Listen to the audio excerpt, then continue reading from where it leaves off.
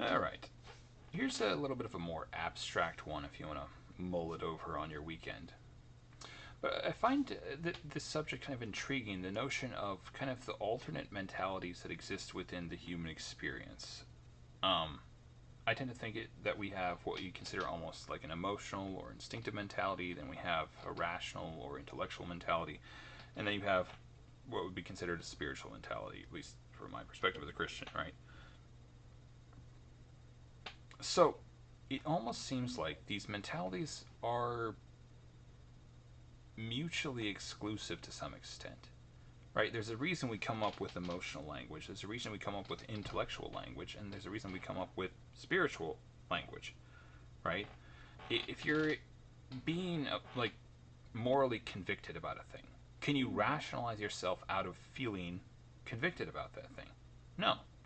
I don't think so, anyways, for the most part. If you're in a hyper panic state about something, can you rationalize to yourself? Can you argue yourself as to why you shouldn't be panicking at that point in time? No. In the same token, if you're in love with someone on an emotional level, can you argue yourself out of feeling love towards that person from an intellectual standpoint? Like, not really.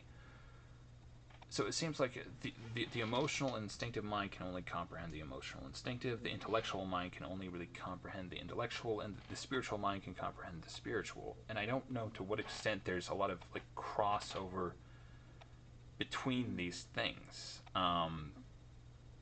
So maybe a question arises from that: which of these is the most real? I'm a Christian, bear in mind, but I would tend to lean more towards spiritual. It seems to be the thing that we experience on the most visceral level. If I say that something tastes bad, that's on a sensory level. On an instinctive level, this thing tastes bad, or I don't like it when you hit me or something, because on an instinctive level that feels bad. That's one thing, right? On an intellectual level, I can say something is stupid, and that's kind of another thing. But if I say something that's evil, that feels like a much more visceral invocation. It seems the thing that hits closest to home. Now, I think people who are religious would probably tend to agree with me that the spiritual is the thing that is it's the thing kind of. I think atheists would tend to lean more towards rationality and intellectualizing things. They would tend to believe that the intellect is the thing that's the most real of the divining mechanisms that we have, and there would be other people, mostly women, I imagine, that would lean more towards emotionality as a divining mechanism for what's right and wrong and good and bad. Be that as it may, I don't think it's. I am skeptical of people who entirely rule out any of these things as being as being kind of insipid or meaningless, and just say no, that doesn't matter, that part of the human experience doesn't count.